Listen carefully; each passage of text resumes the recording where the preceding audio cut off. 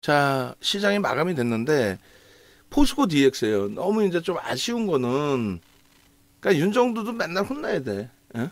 그 지금 케빈 선생님께서 감사가 끝나고 이번 주부터는 좀 접속을 하실 수 있으시다라고 했는데 지금은 이제 접속이 안 돼 있으신 것 같고 케빈 선생님 계셨으면은 제가 이렇게 말씀드리면 회초리 갖다 놔 또 뭐 이러실 수도 있으셨을 텐데 회초리를 맞아야 되는 부분도 당연히 있죠. 어떤 부분이? 어찌됐건 포스코 DX를 2주 연속 매매를 했고 전량차익 실현하고 금요일 날 장대음봉 떨어진 상태에서 꼬리 달고 돌려놨으면 뭐 꼬리 달고 그런 게 중요한 게 아니라 뭐 오늘 기준에 뭐 개파락이 나왔든 5일선이 살짝 이탈이 됐든 다 떠나서 또 우리 포트폴리오에 들어가 있고 이렇게 들여다보고 있는 상황이라면 좀 더 깊이 있게 들여다보면서 전략을 좀 설정해 드렸어야 되는데 너무 안이하게 대처했어요. 첫 번째는 뭐 거래 대금이 제한적이니까 뭐 여기서 받는 가격 반발력이 나와도 제한적이지 않겠느냐. 그리고 실질적으로 에코프로가 5%대로 끝났어요. 지금 마이너스. 그러다 보니까 뭐 어찌됐든 심리적인 요인이 가장 그 앞에 놓여져 있는 에코프로가 5%대까지 밀려 있으니 뭐 저렇게 되면 2차 전지가 가격 반발력이 나올 수 있을까? 뭐 이 생각을 먼저 한 거죠. 그러니까 2차 전지가 가격 반발력이 나올 수 있어? 요거 하나. 두 번째 기준은 자, 포스코 그룹주들이 강세를 띠는데 거래가 제한적이야. 에이, 이건 뭐 가격 반발력 수준이지. 다 좋아요. 뭐 그랬다면은 그런 상태에서 결론은 그러니까 우리가 2차 전지를 꼭 놓고 본다라고 한다면 에코프로. 그다음에 포스코 인터내셔널 이렇게 본다 그랬죠. 그다음에 포스코 DX는 2차 전지로 보는 게 아니라 포스코 DX는 개별 종목의 기준으로 놓고 본다 했잖아요. 자, 결론은 하여간에 뭐 2차 전지를 결론적으로 따져드리면 두 가지가 지금 부정적인 게 좀 꼬여져 있었어요. 개장 초에 제 기준에서 제가 볼 때 기준에서 어떤 게 부정적이었냐면 일단은 테슬라가 조종이 매우 크게 형성되면서 금요일 지난 금요일에 미국장에서 마감이 됐다라는 거예요. 그러니까 그런 부분에 대한 불편함. 그러니까 우리는 이제 2차 전지를 싹 정리하고 LG화학은 별개의 기준에서 이제 놓고 보고 있는 부분인데 5%의 폭락이 났습니다. 테슬라가 5%에.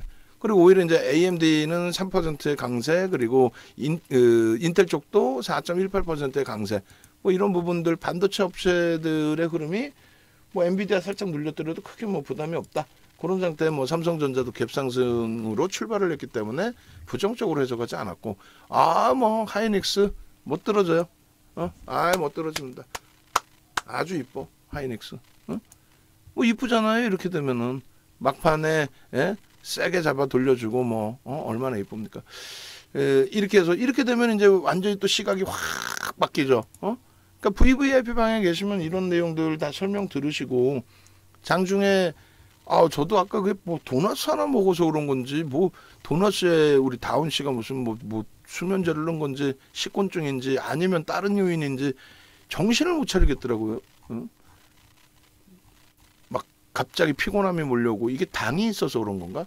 어찌됐든 제가 이제 이런 부분들을 올려드렸단 말이에요. 삼성전자든 뭐 하이닉스 기준에서든 매집에 대한 범위, 현대차의 기준이든 매집에 대한 범위, 그다음에 실적에 대한 범위 이런 부분들을 다 올려드렸어요. 그러니까 무슨 얘기냐면 자 보시면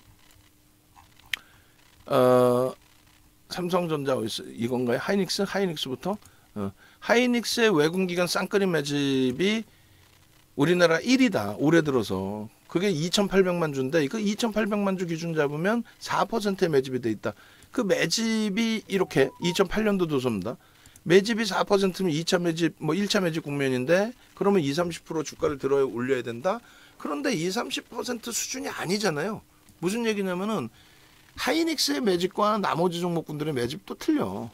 그러니까 뭐 어찌됐든 하이닉스의 그 매집 범위에서 목표 주가 설정 범위를 드렸고 차트 이렇게 올려드렸고 이때가 삼성전자 그리고 하이닉스 이때가 11만 6,900원이에요. 11만 7천원 잡아도 2,200원 올라왔으니까 대략적으로 뭐 한 2% 등락이 나왔단 말이야. 어찌됐든 뭐 2% 등락이든 뭐든 저때 느끼는 그 감정하고 지금 또 틀리죠. 왜? 12만원 공방이 계속 나왔는데 12만원 안착이 안 돼서 짜증스러웠지만 이제는 다시 12만 9천원을 치고 넘길 수 있는 위치가 된다. 단 우리 종목이라고 해도 거래 대금이 없으면 의미가 없다는 거예요. 거래 대금이. 이 말씀을 드리는 거는 이 하이닉스나 삼성전자가 거래 대금이 없는 흐름의 기준으로 설정이 된다. 아무런 의미가 없다. 거래 대금이 수반되어 줘야만 그 부분에 대해서 신뢰도를 가지고 할 수 있다. 이 얘기를 하는 게 포스코 DX와 2차 전지를 설명드리기 위해서 이 얘기도 또 꺼내드리는 겁니다. 당연히 우리 주력주기 때문에 들여다보는 거죠. 그럼 삼성전자 약보까지 밀려 짜증이 확 늘어났지만 결론은요. 아이 뭐 못 들어줘. 하이닉스 12만 원에서부터 좀 멀어져서 짜증스러웠는데 이거 툭 건들면 얘도 신고가예요. 응? 그리고 이제 조금 아쉽지만 LG전자의 거래량 부분이 저로서는 아쉬워요. 100만 주 넘기기를 기대했거든. 100만 주의 거래가 일본 기준에서 OMA 20MA 뭐 오늘도 OMA 20MA를 넘겼습니다만 딱 요 자리에 이제 스타트 잡혀서 OMA 20MA 터지면서 들어올리면 되거든요. 그러니까 이게 이제 뭐 좀 더 어차피 볼 종목인데 포스코홀딩스의 기준에 오늘의 거래가 딱 OMA 20MA 부딪히는 수준이에요. 딱. 근데 요거 가지고는 안 되지 사실은. 근데 여기서 계속 거래가 수반되어 준다면 점진적인 강세에 대한 흐름에 대해서는 기대할 수 있어요. 근데 뭐 L전자 같은 경우에는 OMA 20MA 그 거래량은 넘겼는데 100만 주 이상 또 누구나가 다 들여다볼 수 있는 거래 대금의 수준을 사실상 좀 기대하는 거고, 그리고 수급이 크게 개선되기를 좀 한번 기대하는 거고. 그러니까 오늘 같은 경우에 개인들이 12만 7천 원 주나 샀는데 이거 개인들이 샀는데 왜 주가가 올랐지? 개인들이 흥분해서 위로 때려 올렸나? 아니라 그랬어요. 아 이거 속임수 아니야? 내일 또 빠지는 거 아니야? 내일 빠질지 오를지는 솔직히 잘 몰라요. 오늘 뭐 몇백만 주 터지면서 추세가 된 것도 아니고. 결론은 자 매도와 매수의 기준에 매도도 많고 매수도 많았어요. 근데 매도가 더 많았겠지. 개인이 오늘 매수가 순매수가 많이 형성된 걸로 보여졌으니까. 근데 매수 부분도 얼마요? 25만 주 이상, 26만 주 이상이 오늘 매수가 된 거예요. 26만 주면요. 30%가 넘게 관여가 되어 있는 거예요. 전체 거래량의 매수의 기준에 외국인과 기관이 26만 주 이상이란 말이에요. 그러면은 80만 주 곱하기 30%면 38에 24, 30%를 넘기는 거죠. 30%를 넘기는 거래 관여도가 있었다. 그래서 순매수만 놓고 보는 게 아니라 수급의 관여도가 어느 방향이냐. 이것도 역시나 마찬가지로 포스코홀딩스의 기준에서도 해석을 할 수 있는 거예요. 이렇게 폭등 나올 때 개인들이 사서 폭등을 형성시킨 게 아니잖아요. 7월 24일 날 같은 경우에 7월 24일 날 자 보시면 개인들이 100만 주대 매수가 있었거든요. 그런데 거기에는 외국인 기관의 매수도 얼마? 160만 주 수준. 160만 주 수준이면 전체 거래량의 20%를 매수도 있었다는 거예요. 당연히 매도도 있겠죠. 매도가 더 월등히 많겠지. 왜? 순매수가 개인들이 100만 주 이상을 떠났으니까 140만 주 떠났으니까. 근데 이게 개인들이 떠나서 위로 치고 올리는 흐름이 아니라 겪어보셨잖아요. 포스코 DX 지금 개인들이 흥분해서 막 집어 때려 올린 거야? 아니면은 뭐 포스코 DX 오늘의 기준에서 외국인들이 70만 주 사가지고 외국인들이 70만 주 사서 들어올린 거예요. 그것도 말이 틀리진 않죠. 다만 1500만 주 거래량에 순매수 70만 주 샀다고 12% 들어올리면 말이 됩니까? 결론적으로 하나 마이크론처럼 그냥 말 그대로 순매수로 막 4%씩 때려 사든가 70만 주 해봐야 0.4%대뿐이 안 돼요. 0.5%가 안 돼. 0.5% 75만 주거든. 결론적으로 매수의 관여도가 메이저들의 매수의 관여도가 나쁘지 않다. 외국인 60만 주에 기관 110만 주 그렇게 해서 380만 주 정도가 외국인 기관의 매수야. 380만 주가. 그럼 20% 이상이 들어왔다는 거예요.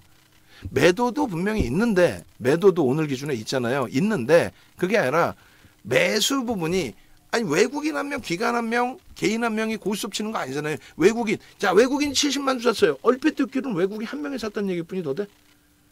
기관이 2만 주 샀어요. 바보 같은 기관. 이렇게 좋은 종목을 2만 주뿐이 안 사니까 못 가지. 그게 요즘에 나오는 2차 전지 옹호론자 분들의 말씀이란 말이에요. 아주 나 조심스럽게 말할게요. 저도 이제 좀 인성을 갖춰야 되겠고, 그잖아. 괜히 그분들, 그 친구가 막 이렇게 해봐야지 뭐 제 얼굴에 침 뱉는 거지. 어찌됐건 그 배터리 아저씨, 그분도 말씀을 하실 때 그냥 순매수 기준으로 얘기한다고요. 그러면서 외국인들이 70만 주나 샀는데 기관들을 이렇게 팔아먹고 말이야. 이러면 안 돼. 그렇게 표현하면 안 되고 정확하게 그 수급을 논할 것 같으면, 펀더멘털 외적인 수급을 논할 것 같으면 매도에 외국인들 190만 주 파는 외국계 기관 투자자, 또 우리나라 기관 투자자도 115만 주를 판 기관 투자자가 있었죠. 그들이 그렇게 파는 거에 반해서 금융투자가 해치 물량이라고 그랬어요. 대부분이. 증권사입니다. 증권사가 돈이 많아서 100만 주 팔고 100만 주 사고 그런 거 아니에요. 이런 부분에 증권투자는 다시 110만 주 사죠. 이게 해칭 물량이에요. 어떤 거 펀드 상품이 될 수도 있고 ETF 상품이 될 수도 있고 ELW, ELS 모든 거. 그런 부분에 해칭 물량이 대부분인 거고, 어찌됐건 매수의 기준에 117만 주가 기간이 설정된 부분이 있고, 외국계에서도 260만 주. 한 명은 아니라고 그랬습니다.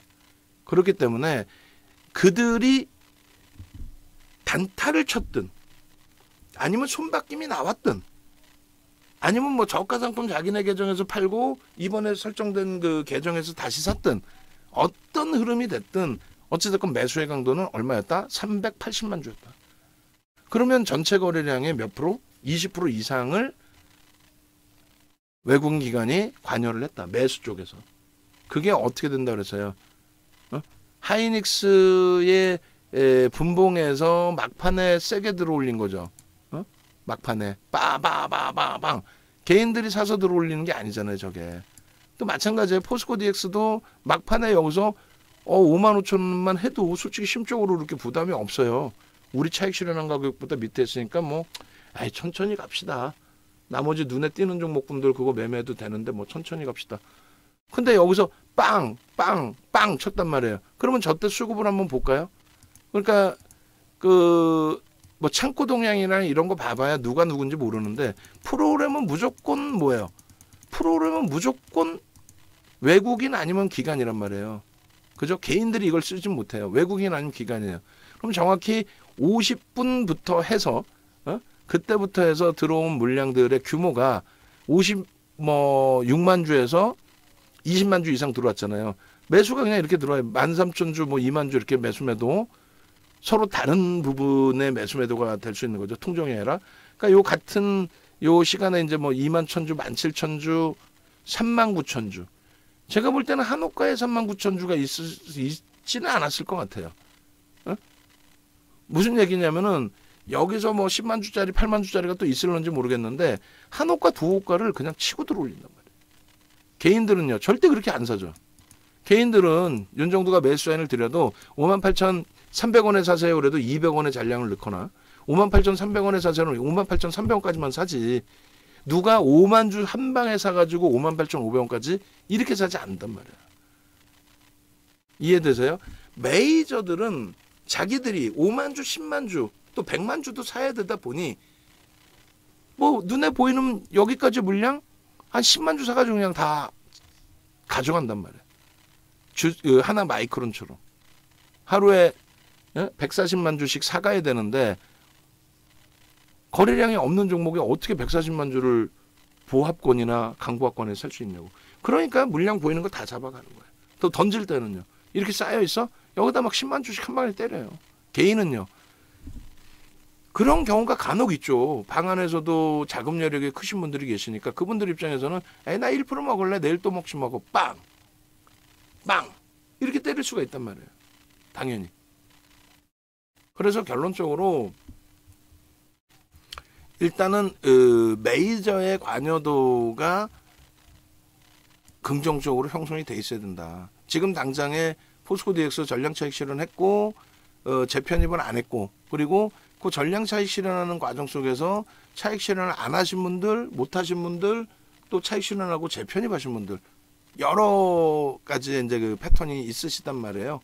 그러니까 오늘처럼 이제 로코 선생님처럼 가져가도 되나요?라는 질문을 주시고, 그렇게 해서 가져가도 됩니다.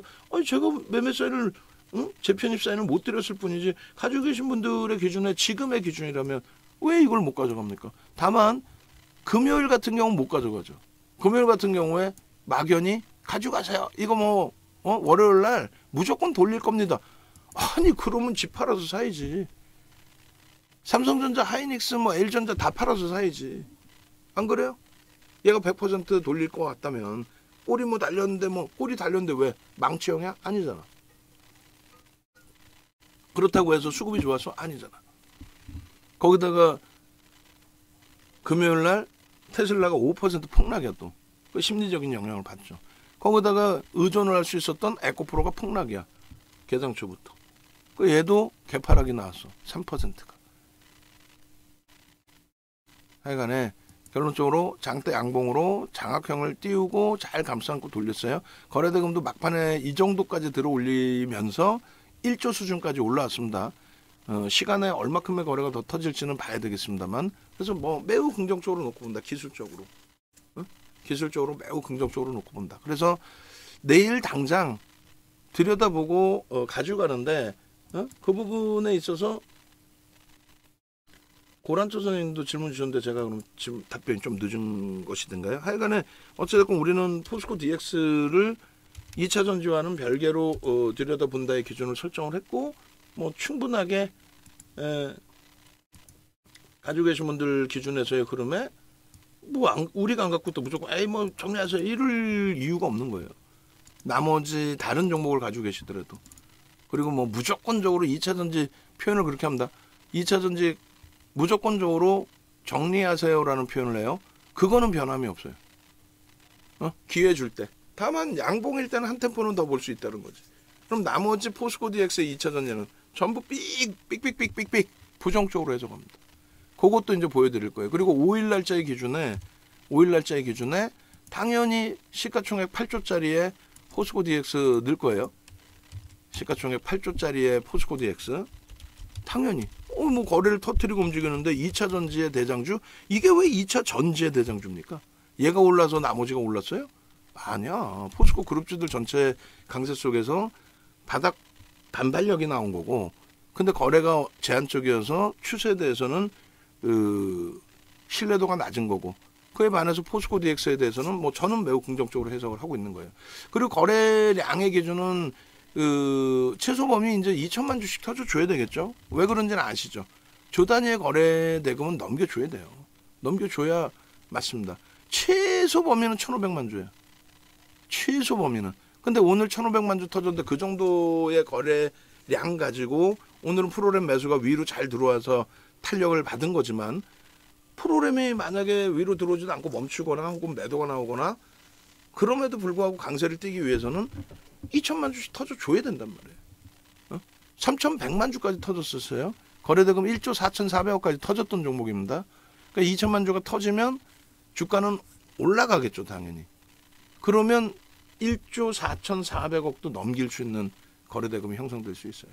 그래서 포스코 DX의 경우 그 흐름을 기준을 잡는 거고, 그 다음에 LG전자의 기준이 거래가 조금 아쉽습니다. 근데 LG전자도 거래가 크게 터졌을 때의 기준, 일봉의 기준에서 그럴 때 거래량 200만 주예요. 두들겨 맞았든 뭐 돌렸든.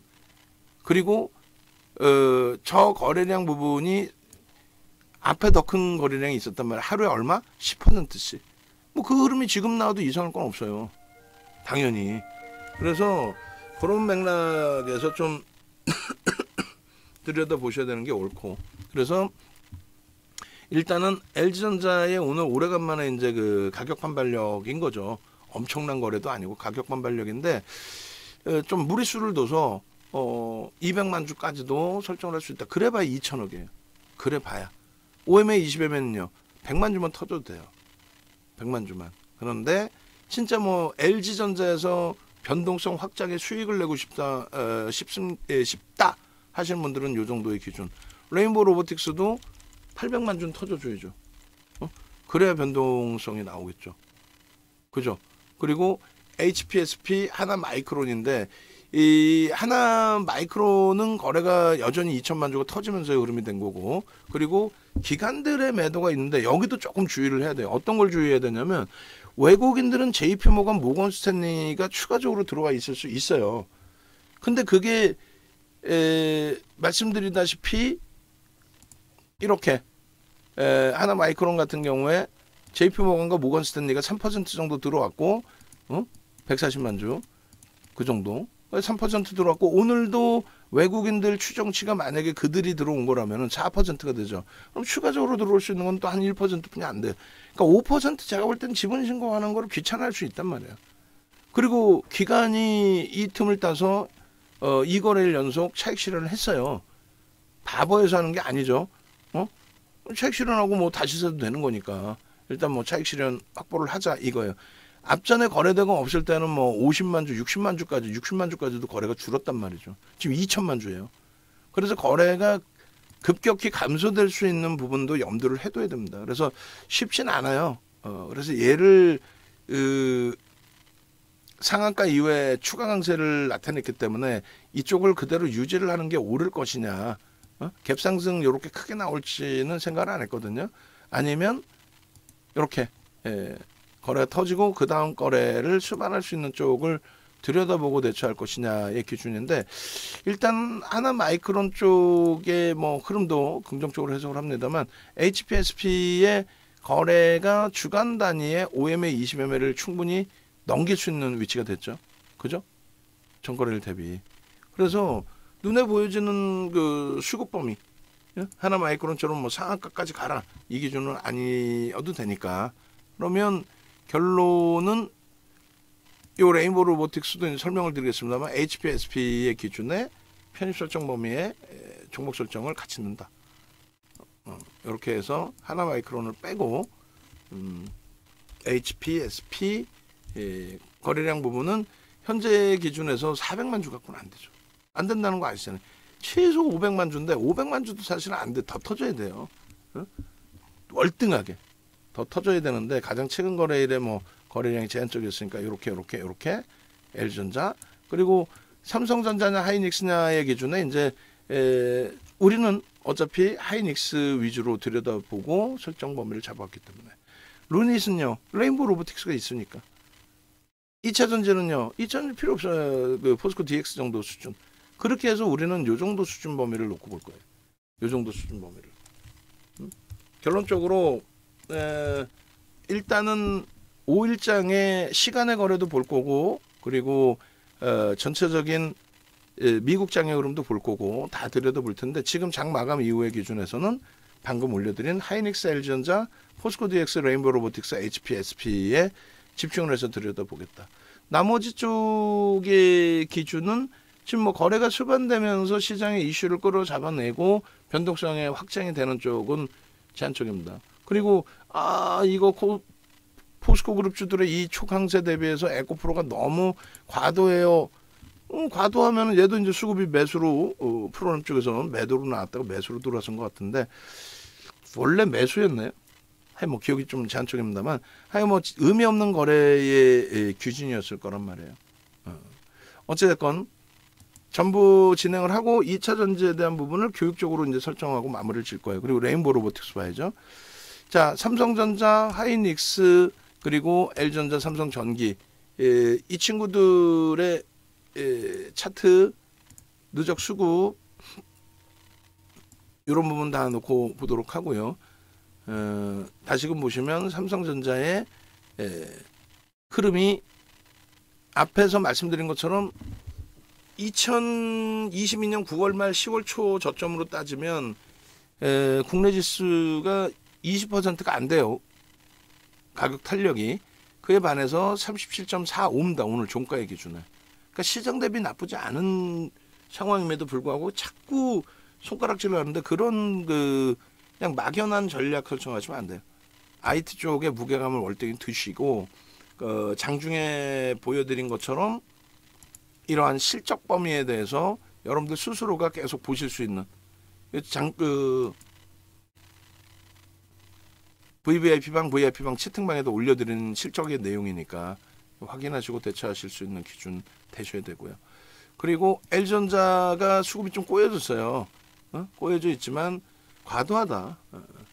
펀더멘털적인 부분으로도 그렇고 어느 면에 놓고 보더라도. 그리고 하이닉스 같은 경우에도 시장 저점 대비해서 지금 올해로만 따진다면 시장 대비해서 몇 배요? 5배 올라가는 게 5배. 4배, 5배. 5월 달에 특히 다 올라온 거죠. 5월 중순 이후에. 그게 정확히 엔비디아하고 연동돼 있는 거예요. 응? 이번에만 이제 엔비디아 흐름폭에 신고가 랠리 엔비디아가 내주는 그 기준에서 하이닉스가 조금 주춤거리고 있는데 그 수급이 멈춰져 있어서 그렇고 수급만 좀 개선돼서 들어오기를 기대해보고 들어올 수 있겠느냐라고 했을 때 엔비디아나 반도체주들의 추이 추세 놓고 보면은 충분히 가능하다 이렇게 해석을 하는 거예요. LG전자의 펀더멘털적인 부분은 수급 부분 전부 마찬가지로 긍정적입니다. 시장 대비 약하지 않아요. 이번에 너무 많이 맞아서 그렇지 지금 오늘 종가로 따져도 9월 말 10월 초순 대비해서의 흐름은 결코 나쁘지 않습니다. 물론 뭐 올해 기준으로 놓고 따질 때 마찬가지 올해 기준에도 그 상승폭이 고점에서부터 밀려 내려와서 많이 둔화되어 있지만은 올해 기준에서도 여전히 시장 대비해서는 강한 흐름을 연출한다. 그에 반해서 이제 삼성전기가 올해 들어서 움직임 폭 자체가 거의 없어요. 뭐 어찌 보면 시장 수익률도 안 나온 거예요, 사실은. 그래서 이때 수급이 유입되면서 16만 원 고점 돌파, 그러니까 15만 8천 원, 9천 원 뭐 이런 고점들을 그냥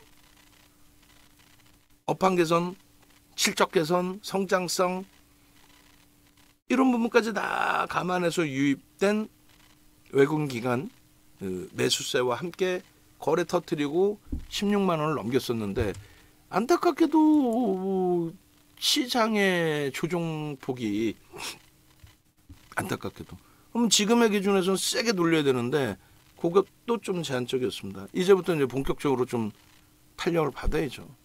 그러니까 눈에 보이는 것만 믿으세요. 첫 번째는 실적, 두 번째 기준은 수급. 그 수급을 우리가 갖고 있는 대형주는 메이저들의 수급으로 해석을 해도 돼요. 그래서 IT와 자동차에 대해서 전혀 문제가 없고 전혀 문제 없습니다. 시간의 기준일 뿐이고 그리고 이제 LG화학도 오늘 일부에 탄력을 받았는데 LG에너솔루션, LG화학, 또 삼성 SDI 그리고 포스코 그룹주들의 영향으로 오늘 시장의 강세는 그쪽에서 다 가지고 온 영향으로 해석을 합니다. 그런데 그에 반해서 또 에코프로 그룹주들은 또 조정이 확장이 됐어요. 코스닥 쪽은 좀 밀려 내려갔는데 뭐 2차 전지는 뭐 하여간에 제한적인 관점에서 들여다본다 말씀드리는 거고 나머지 이제 뭐 이스페타시스나 그리고 현대로템 이스페타시스도 좀 오늘 많이 아쉬운 거죠. 수급도 많이 꼬여 있습니다. 그래서 여차하면은 뭐 솔직히 말씀드려도 도망쳐 나와야 되는 상황도 돼요. 그래서 35,000원 돌파할 때 거래하고 수급 범위 보면서 35,000원 수준으로 형성이 될 때에 빠져나와야 되느냐 아니면 뭐 말 그대로 뭐 추가 편입을 해야 되느냐 뭐 여러 가지 고민을 해서 대처하는 걸로 기준 좀 잡도록 하겠습니다. 그런 맥락에 좀 놓고 보시고 그리고 현대로템이나 현대인프라코어는 있는 물량 이제 유지하시면서 현대로템은 35,000원까지는 가격 반발력이 거래가 없더라도 당연히 나와줄 수 있는 위치로 해석을 하는 거고요. HD 현대인프라코어도 거래가 없더라도 12,000원까지는 뭐 점진적인 흐름으로 시장 연동폭 그리고 툭툭 건들면 가볍죠 이쪽도. 둘 다 실적이 뒷받침돼서 그래요. 지금 뭐 현대로템은 저평가로 얘기하기는 어렵지만은 평상시 가지고 있었던 PER이나 PBR 감안했을 때는 그렇게 부담스러운 위치 아닙니다. 그리고 HD 현대인프라코어는 뭐 실적 개선폭이 상상을 초월하고 성우하이텍이 지금 현재 기준에 실적이 PER이 4배입니다. 4배. PBR 0.68. 그러니까 자동차 업종이 지금 이래요. 완성차가 빨리 움직여야 돼요. 그래서 이쪽도 뭐 긍정적으로 보는데 거래가 없기 때문에 신규 매수는 거의 지금 못 드리고 있어요. 일단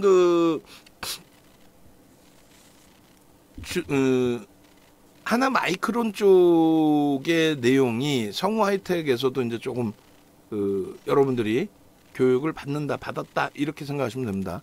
성우 하이텍도 이게 12%의 수급이고 이수페타시스 놓고 보듯이 이 매직 규모가 있기 때문에 굉장히 가벼운 흐름을 기대를 많이 했었어요. 근데 이쪽에서 이렇게 12% 들어오고 이쪽도 뭐 지분 신고는 안 나왔거든요. 그러니까 뭐 6월 중순부터 7월 말까지의 흐름 보시면은 8천만 주짜리 종목인데 예를 들어서 그냥 단순 논리로 6월 뭐 중순부터 날짜 다 계산하기 좀 그러니까 뭐 7월 중순 한 달 동안의 누적 수급 범위가 이렇게 보시면 개인들이 840만 주를 뺏겼단 말이에요. 11%의 물량을 뺏겼단 말이죠. 정확히 따지면 12% 가까이 된단 말이에요. 그 매수 평균 단가도 외국인들의 매수 평균 단가가 뭐 6월 중순부터 뭐 지금까지로 다 놓고 본다 할지라도 12,300원. 이거 말도 안 되잖아요. 그잖아요. 그렇다고 비중을 늘리냐? 아니야. 최대 10% 드렸고, 그리고 포트에 넣었을 때 5% 드렸는데, 이렇게 이제 특히나 시가총액이 지금 1조 미만으로 밀렸습니다. 그러니까 1조 또 2조 3조 이런 종목에 수급이 들어오더라도 삼성전자의 4% 가까이 또 하이닉스의 4% 가까이 현대차의 4% 이상의 매집 그 규모하고는 다르단 말이에요. 그걸 하나를 놓고 보는 거고 두 번째 기준은 이스페타시스는 좀 고르게 들어왔어요. 12%가. 근데 이제 성화이텍 같은 경우에도 JP모건 쪽에 모건스탠리 쪽에 집중된 흐름이 좀 형성이 됐습니다. 그래서 이런 경우에는 이제 펀더멘탈을 완벽하게 인정을 하고 중기적인 관점에서의 매집으로 놓고 보는 건데 9월 달까지 다 볼까요? 그렇게 누적적으로 보시면은 JP모건하고 모건스탠리가 370만 주 줬어요. 4% 이상. 그러니까 5%까지는 아닌 것 같고 그래서 지분 신고를 안 하고 있는 거고. 근데 이 부분이 매집을 했다고 해서 무조건적으로 막 움직이고 무조건적으로 좋고 이들은 손절을 안 하고 그러지 않아요. 오히려 최악의 경우는 여기서도 우리도 지금 너무 많이 두들겨 맞은 상태에서 뭐 유지를 가져가는 상황인데 원체 완성차 업체 기준과 성화이텍의 펀더멘탈적인 부분의 기준을 놓고 보면서 유지하고 가는 기준인데 이게 실망스러움을 줄 수도 있단 말이에요. 그걸 설정 잡는 게 하나 마이크론이란 말이에요. 금요일날 굉장히 공격적으로 매수가 들어왔는데 뭐 현대로템에서도 두세 번 그런 일이 있었고요. 우리가 보는 관점에. 그래서 너무 맹신을 하면 안 돼요. 그러니까 비중만 조금만 조절하시면 되지. 얘기 들어왔는데 야 10% 매집해서 제2의 이수페타시스야 이거 초대박 나겠는데 요렇게 대처하시면 그건 무리수가 있다는 겁니다. 아시겠죠? 그래서 비중 조절만 좀 적절하게 해주시면 그러니까 주력주 위주로 먼저 보시고 또 변동성 매매 기준은 거래대금 위주에서 검색이 터져 나오는 걸 위주로 보시고 그렇게 기준 잡아서 대처하신다면 뭐 크게 무리는 없다. 그래서 지금 IT 쪽에 뭐 이수페타시스도 AI 관련 뭐 이런 내용도 설정을 하지만 IT로 분류를 하고 PCB 업체 그리고 하나마이크론, HPSP 반도체 쪽 그렇게 되면서 이제 들여다보는 관점에 HPSP도 누적 수급도 이제 뭐 어느 정도 들어와 있는 상태 정체죠. 그러니까 고점을 시원하게 못 들어요.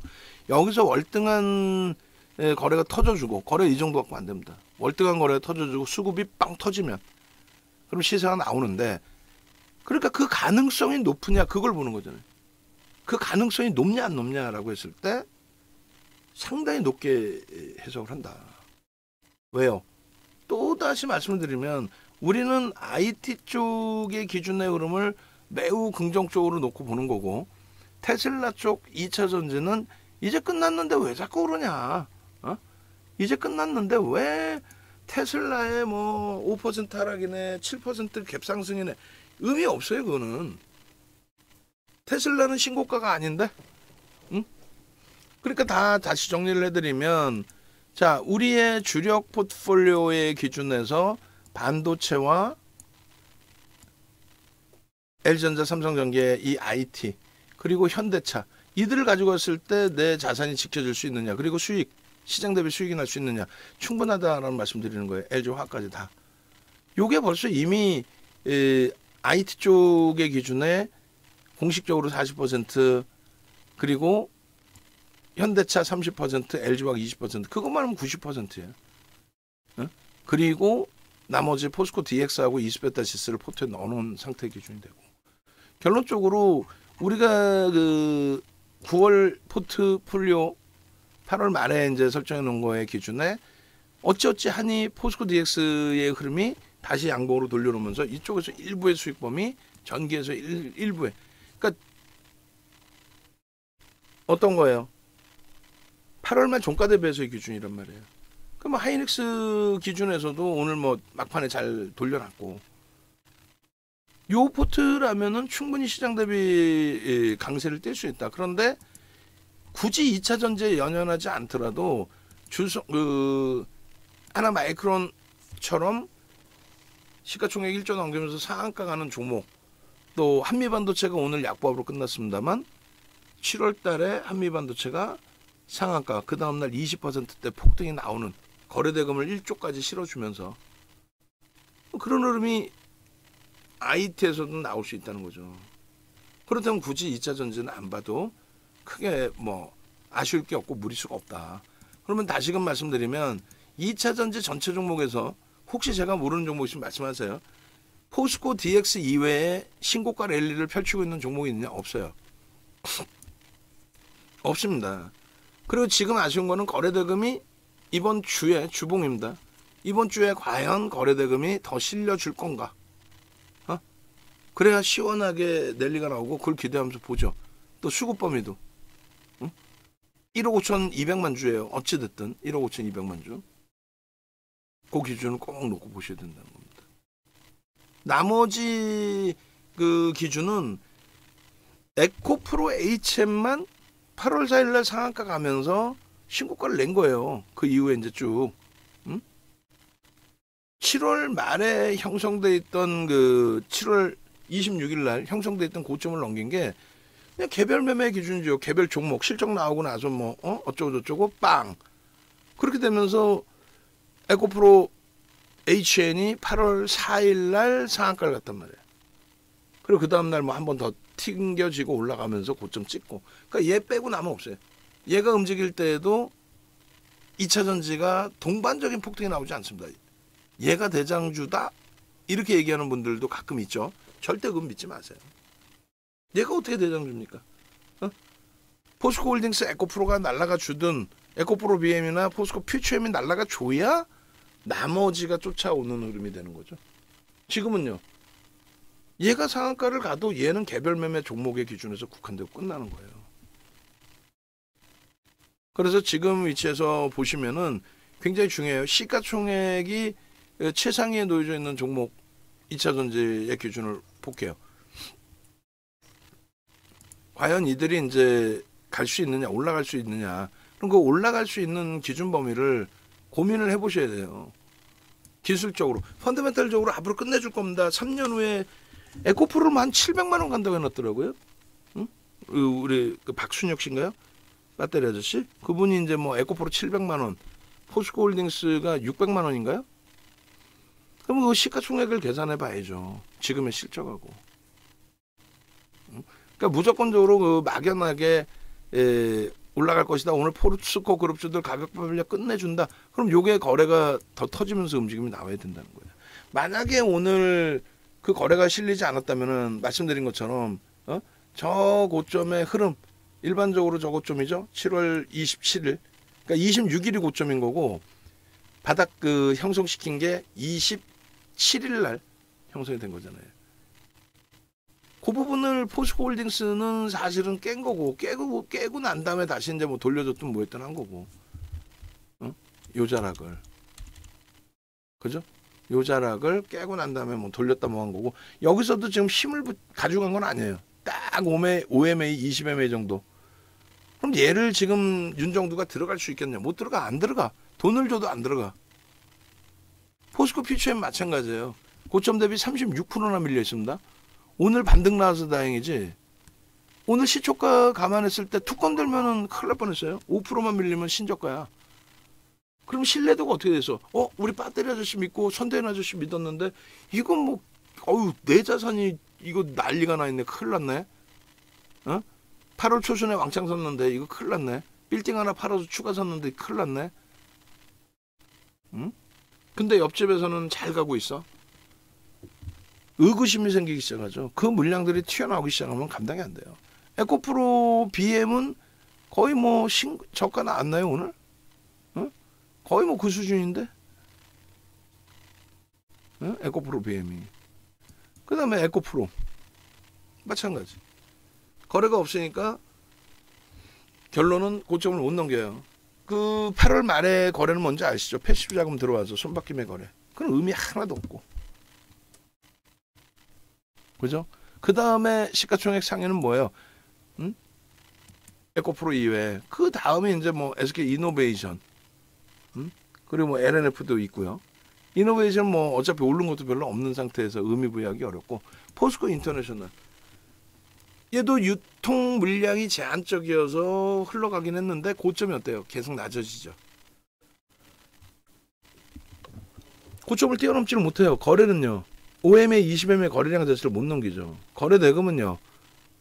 3조까지 터졌던 종목이 거래 대금은 어떠냐고요.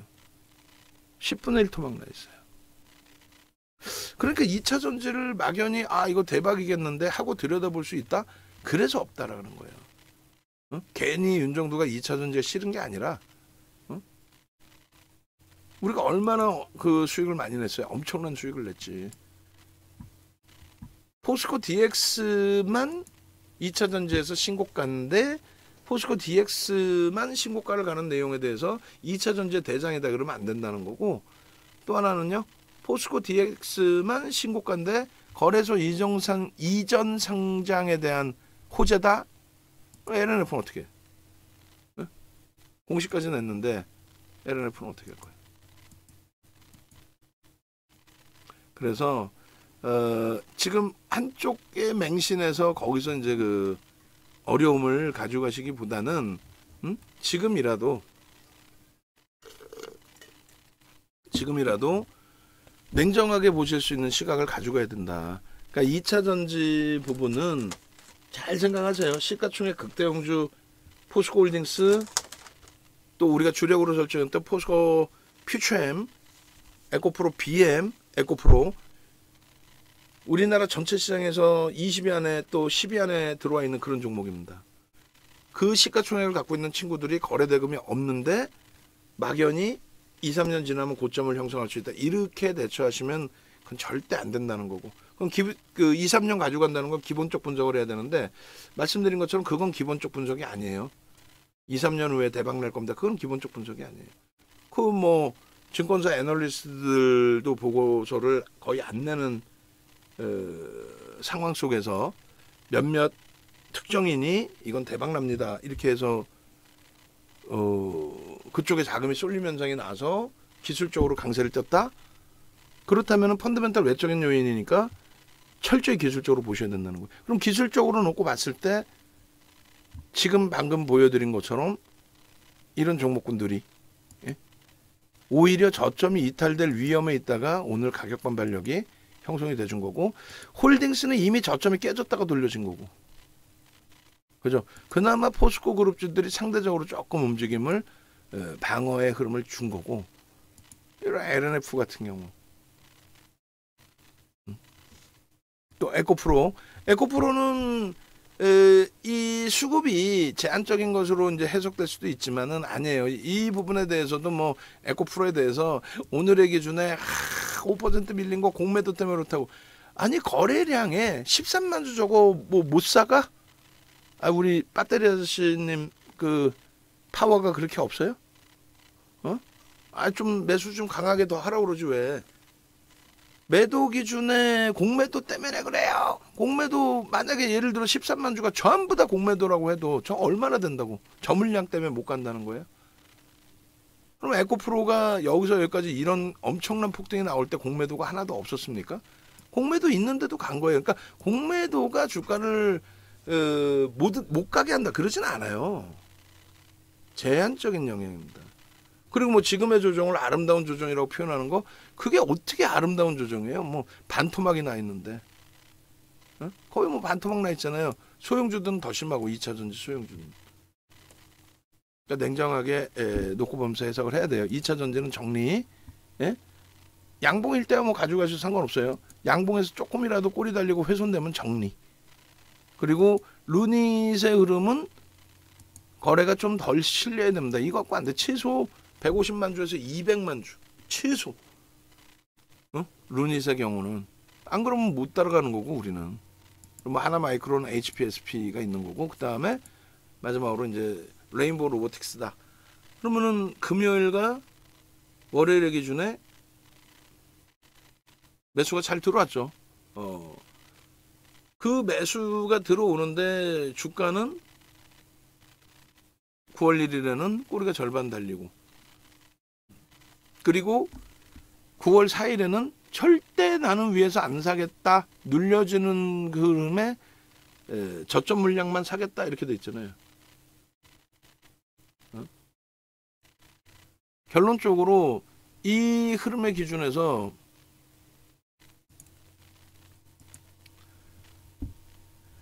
레인보우 로보틱스의 뭐 시간애가 어떻게 흘러갈지는 모르겠습니다만 내일도 또 들어온다라는 보장은 없어요. 내일도 또 들어온다는 보장은 없죠. 근데 내일도 수급이 이렇게 들어오는 모양새가 연출이 되어 준다라고 한다면, 그러면 시간에서도 뭐 잡아 끄는 흐름은 제한적이겠죠. 왜? 내일 밑에서 사야 되니까. 시간에서도. 아니면 아주 세게 거래를 터뜨리고 아주 세게 잡아 당겨 주든가. 결론적으로 레인보우 로보틱스는 일단은 오늘까지의 기준에서, 오늘 당장 기준의 기준에서는 매우 뭐 긍정적으로 잘 끝났다, 수급 범위가.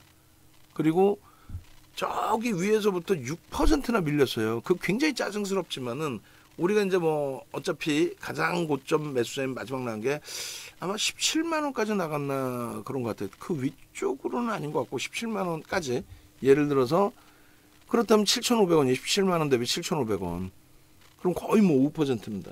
그러니까 추후에는 그렇다면은 그 가격에 딱 사신 분들이 계신다면 추후에는 분할 매수를 좀 한 번이라도 해야겠구나, 요 정도.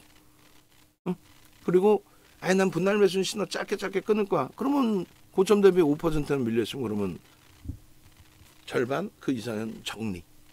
이렇게 그 원칙만 지키시면 돼요. 결론은 이제 레인보우 로보틱스 밀려 내려올 동안에 수급이 들어오는 게 확인됐고, 그 수급 자체가 다 프로그램으로 추정이 됐기 때문에 프로그램 추정이 이제 전부 그 외국인 기관 추정, 그 중에 대부분이 외국인입니다. 그걸로 추정이 됐기 때문에 수급에 대한 밑에서 받아가는, 이거 떨어지면 계속 받아가네, 그 수급을 들여다보고 있었기 때문에 같이. 그래서 일단 비중 유지, 신규 편입까지 설정을 해야 되는 거예요. 뭐 이왕이면은 쭉쭉쭉 뻗어서 포스코 DX처럼의 흐름으로 마감됐으면 제일 좋을 뻔했죠. 그리고 이제 또 한 가지는 거래가 급격히 줄어들면 안 돼요. 8월 31일, 9월 1일, 9월 4일인데 어차피 이제 뭐 일조 이상의 거래대금 1조 3천억, 4천억 터트린 종목이기 때문에 그 거래대금이 월등하게, 명확하게, 아주 강력하게 터져지는 모습이 나오면서 시세가 나와야 됩니다. 그러니까 내일 그리고 모레 요럴 때 포스코 DX처럼 좀 거래가 일부 둔화되더라도 전체 시장의 거래 기준에서는 최상단, DX는 계속 1위였어요. 얘는 최상단에 놓여지는 모습이 연출이 돼야 돼요. 레인보우 로보틱스는. 거래대금 1위가 안 될 것 같으면, 거래대금 1위가 되면 얘는 뭐 가벼우니까 더 변동률은 확대가 되겠죠.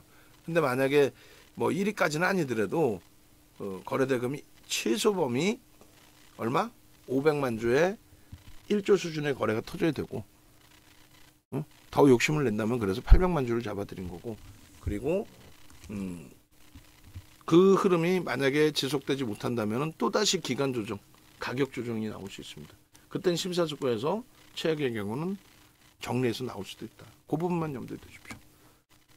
자, 마무리됐어요. 주력주의 기준에서 오늘 뭐 그나마도 나쁘지 않았고, 그리고 아쉬웠던 건 포스코 DX가 하여간 뭐 차익 실현까지 잘했는데 제 편입 기준을 못 잡아드려서, 안 잡아드려서 죄송스럽고, 대신에 어디서 떴어요? 대신에 종목 검색기에서 15시 수식에도 떴습니다.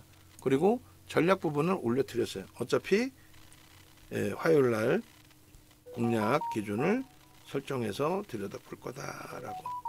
그죠? 그래서 일단은 뭐 전체 주력주 그리고 여러 가지 기준 설정해서 놓고 보면서 대처하는 걸로 그렇게 말씀을 드립니다.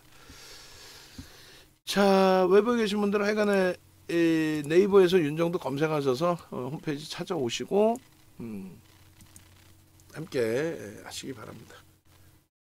전화번호는 왼쪽 밑에 있어요. 그리고 강연의 기준 잡혀 있으니까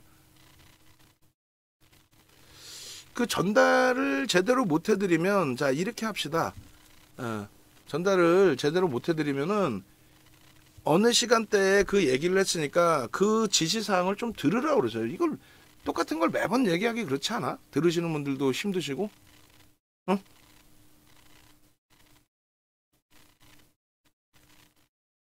인공지능 종목 검색기 이름이 뭐예요? 불기둥 AI잖아. 거기까지 하나의 묶음으로 주라니까 제발 좀. 듣고 계세요?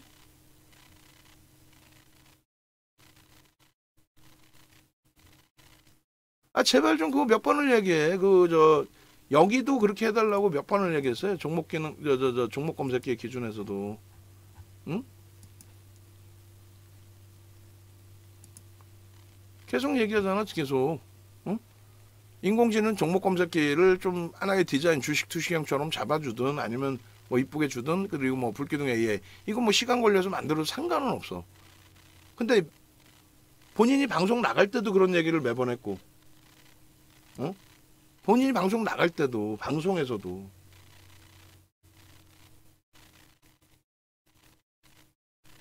아, 난 진짜 이해가 안 되는, 왜 그 얘기를, 그러니까 얘기를 해주면 식사하고 못 들었든, 갔다 오시고 난 다음에 얘기를 했잖아요. 그럼 못 들었으면 녹화 방송을 다시 보시든, 그 시간대 기준에. 아, 이게 뭐나대. 녹화 다 끝내놓고 이거 가지고 지금, 똑같은 거 가지고.